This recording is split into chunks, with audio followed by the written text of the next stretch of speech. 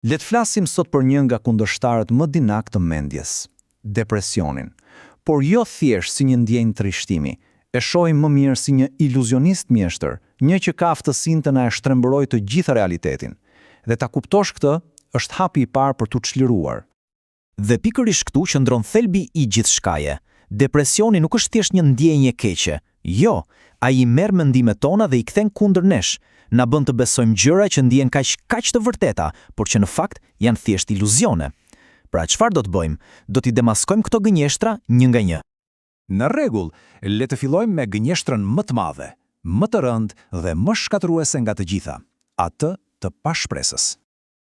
Kjo është ajo bindja e thellë, ajo ndjesi që të pushton se dhimbja që ndjen dikush tani do të jetë aty përgjithmonë. Kjo gënjeshtër krijon një ndjenjë të tmerrshme bllokimi. Imagjinoni sikur jeni në një tunel të errët, pa asnjë dritë në fund. Kështu ndjehet. Por e vërteta është kjo. Ndjenjat nuk janë fakte. Shkenca na tregon se një tru në depresion, veçanërisht pjesa e korteksit paraballor, e ka vërtet të vështirë të imagjinojë një të ardhme pozitive. Pra, nuk është çështje vullneti. Truri, fjalë për fjalë, krijon një lloj verbërie ndaj mundësive reale që ekzistojnë aty jashtë.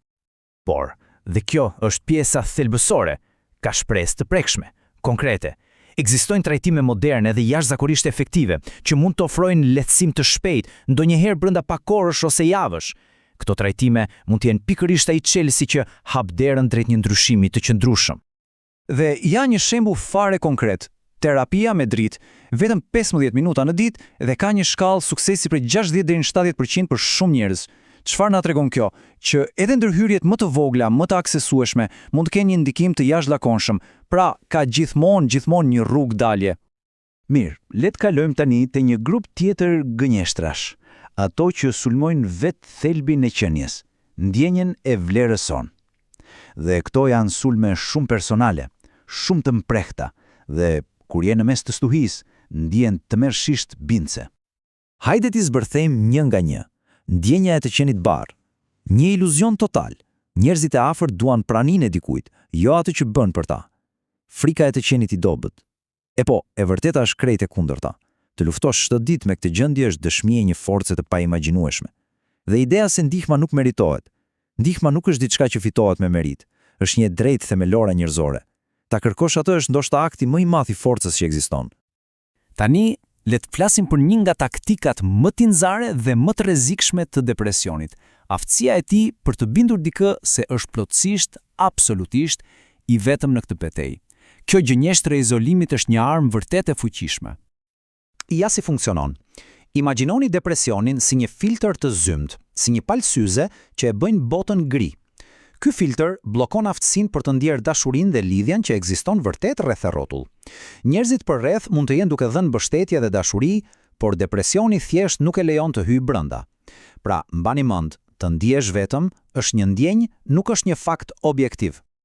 Në rregull, tani që i kemi demaskuar këto gënjeshtra, është koha të flasim për veprim. Si mund të fillojmë t'i luftojmë ato me hapa të vegjël, të menaxhueshëm konkret? Si ndërtohet ai vrulli i parë drejt ndryshimit? Dhe këtu kemi një sekret, le ta quajmë, nga neuroshkenca, që mund të ndryshojë gjithçka. Shumica prisin të ndihen të motivuar për të vepruar, por truri funksionon anasjelltas. Kur ndërmerret një veprim, sado i vogël qoftë, truri lëshon dopamin, që është pikërisht kimikati i motivimit. Pra, mesazhi është mos e prit motivimin, krijoja atë përmes veprimit. Pra, konkretisht çfarë mund të bëhet? Ja 3 hapat tepër të thjesht, tepër të arritshëm. Së pari, kontaktoj dikë, një mik, një linjë ndihme, një profesionist. Së dyti, lëviz trupin. Seriozisht, edhe disa minuta ecje bën një ndryshim të madh. Dhe së treti, shprehu përmes artit, muzikës, shkrimit. Nuk ka nevojë të tentohet të rregullohet gjithçka menjëherë. Hapat e vegjël, fare të vegjël janë çelësi.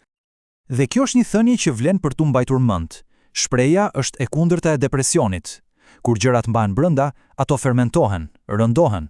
Por kur shprehen, qoftë përmes fjalëve, pikturës apo kërcimit, aty fillon procesi i shërimit. Dhe nuk ka nevojë të jetë art, vetë akti i shprehjes është çlirues. Dhe kjo na sjell në fund me një pyetje për të reflektuar. Nuk bëhet fjalë për të zgjidhur gjithçka sot, këtu e tani. Bëhet fjalë për të gjetur vetëm një veprim të vogël, një hap të vetëm që mund të jetë fillimi i një rruge krejt të re. Cili mund të jetë ai hap i parë?